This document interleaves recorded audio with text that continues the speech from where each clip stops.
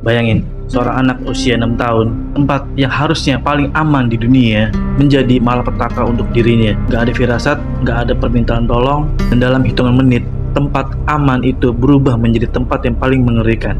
Pelakunya bukan orang lain, bukan orang asing, bukan bertopeng, melainkan seseorang yang dikenal akrab dan sangat dipercaya oleh pihak keluarga. 29 Januari 2026, Boyolali digemparkan oleh sebuah kejadian yang sangat menyayat hati, yang dimana sebuah keluarga harus rela kehilangan salah satu anak tercinta dari keluarga mereka. Ini bukan sekedar cerita kriminal, ini adalah sebuah cerita yang lepas kendali, dan salah satu nyawa polos harus dibayarnya.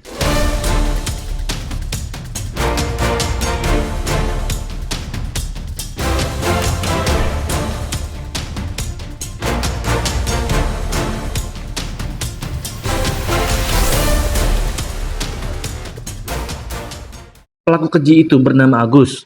Ia bukan orang asing, bukan pula sosok misterius bertopeng yang tiba-tiba muncul dari kegelapan. Kedatangan Agus seperti algojo untuk merenggut nyawa. Hari itu, Agus mendatangi rumah korban dengan niat yang sejak awal sudah salah di kepalanya. Bukan niat baik yang berputar, melainkan dorongan emosi, masalah pribadi, dan keputusan gegabah yang tak pernah dipikirkan akibatnya. Saat itu, rumah dalam kondisi yang lengang. Pengakuan dari pelaku bahwa ia punya hutang dengan sang suami. Berdasarkan dari pengakuan sang pelaku bahwa istrinya sering menagih dengan nada yang keras.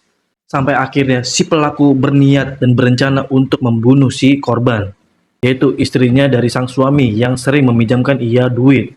Dia datang ke rumah korban katanya ingin meminta nomor rekening karena ingin membayar hutang. Dan setelah korban ingin memberikan nomor rekening, pelaku dengan cepat langsung mencekik si korban. Si korban sempat bilang, "Jangan sakiti aku mas, udah hutangmu lunas, tapi jangan nyakiti." Tapi si pelaku nggak ngegubris ucapan dari si korban. Ia terus mencekik dan menyiksa, terus menyakiti sang istri. Dan yang lebih menyayat hati, bahwa ditemukan sang anak dalam kondisi yang sangat menyedihkan. Sang anak korban sempat dibawa ke rumah sakit, namun sayang nyawanya tidak dapat tertolong. Keterangan dari salah satu warga yang mengatakan bahwa pelaku ini padahal sering dipinjami uang oleh sang ayah atau dari sang kepala keluarga dari rumah itu.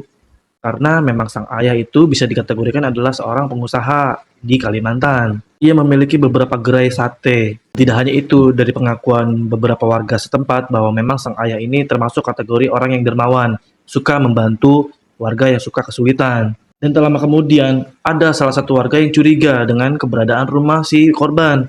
Tetangga itu memberanikan diri untuk masuk mengecek kondisi rumah tersebut. Dan benar saja ternyata bahwa rumah tersebut ditemukan seorang perempuan yang sudah bergelumuran darah. Dengan cepat warga mengambil tindakan bahwa sang ibu segera dibawa ke rumah sakit untuk mendapatkan pertolongan. Setelah dibawanya ke rumah sakit, alhamdulillah sang ibu pun selamat. Namun sayang anaknya tidak terselamatkan. Dan tidak butuh waktu yang lama untuk pihak kepolisian menangkap dari pelaku. Berikut videonya.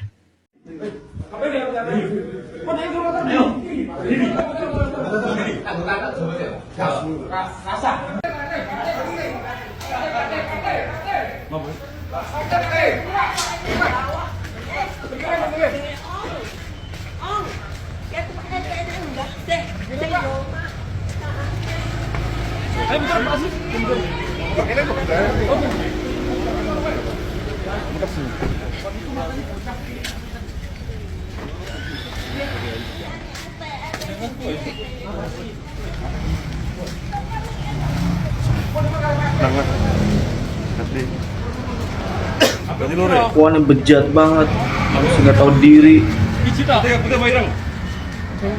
mau juga.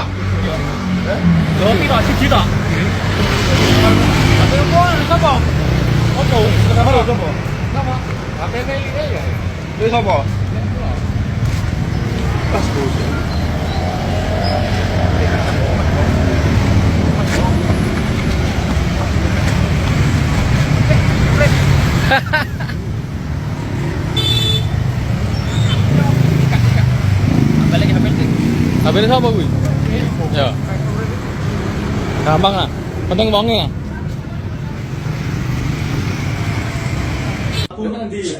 Mlebu samping niku kan mboten ditutup. Wajahnya makin orang goblok. Telu edar. Apa ya? Bang Agus, arep nyalutang. Nyalutang. Dari Sengkleng. Wes, dhek metu. Ki arep nyaur utang ya wis nggih. Kula galagasi riyen. Aku tak ning kamar mandi sik. Oh ya, ora sida ding. Ya ki, nomormu piro rekeninge? Pun disepak ini. Rekeninge pinten ngoten. Pun kula catet. Terus bareng sida kula transfer. Ayo. Bang, apa bang? Wis utang ora usah wae, wis pengen wae. Lah kok sempat ngomong ngono? Napa nih? Wonge sempat ngomong ngono apa mbok langsung mbok ancam? Nggih, kula tekak, Terus. kula tubruk. Terus. Kula tekak tubruk. Bar niku wis bang wis lunas wis, ora usah dianu. Karo go alat apa? Kula Ah. kater. Nah, katernya nggo siape saka omah. Mboten kula bendina betok kater dienggo kerja. Nggo Kamu ke sana bawa kater. heeh, Terus kamu keluarkan. keluarkan Tujuannya untuk apa? untuk gorok. Nah, berarti sebelum kamu gorok, kamu datang ke sana siap katernya memang tujuannya nggo gorok, men. Pas mulai jam 1 itu udah niat itu. Sebelum kamu datang ke rumah korban, Iya, kamu bawa kater memang tujuannya memang mau Iya, buat gorok. iya. Tujuannya gorok ben apa? gen meninggal. Oke ya. Iya, Ya, keteranganmu itu jangan berubah. enggak. Jadi, tak ulangi. Kamu bawa kater dari rumah, Iya. datang ke rumah, tujuan tuh. Datang kemana kamu bawa kater itu dari rumah? Aku dari rumahnya Mas di sampingnya Mas Kipli. Sampai Kipli, itu Ya. kater anyar apa kater lawas? Lawas. Kater lawas. Memang sengaja kamu bawa. Oh, setiap hari tak bawa. Enggak, saya enggak tanya setiap hari. Iya. Kejadian kemarin. Iya, tak Kamu bawa, tak bawa Kamu bawa, kamu datang ke ke tempat Daryanti. tujuannya wis nggo kater. Udah, Udah, bawa, udah. tujuannya kowe nggo kater, datang ke rumahnya Daryanti arep mbok apake? Untuk dibeleh, apa? Digorok, Arep digorok, disilet. silet. Intinya arep pateni ya? Iya. Kamu bawa kater itu Iya, ya? Memang mbok pateni sapa? Daryanti. Daryanti nih. Nah, nagih utang mawon. Kuwi bar mbok cekek kuwi. Bar mbok cekek iki langsung piye? Nama ada lakban, Pak.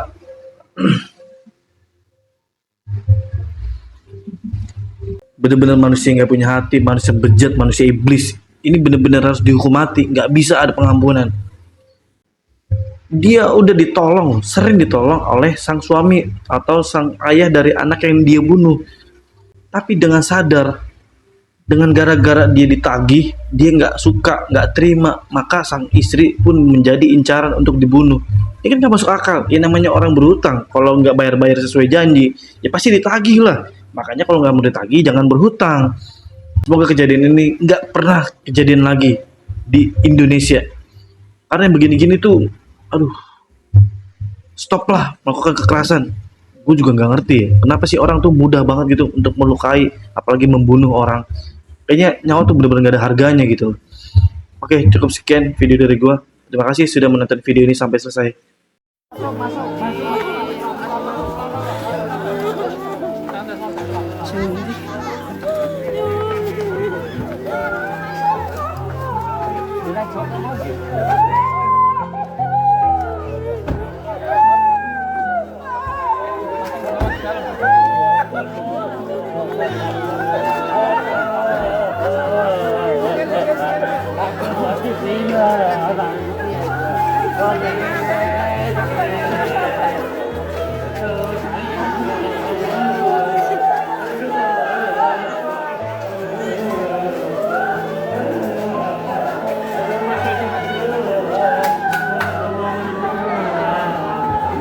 Thank you.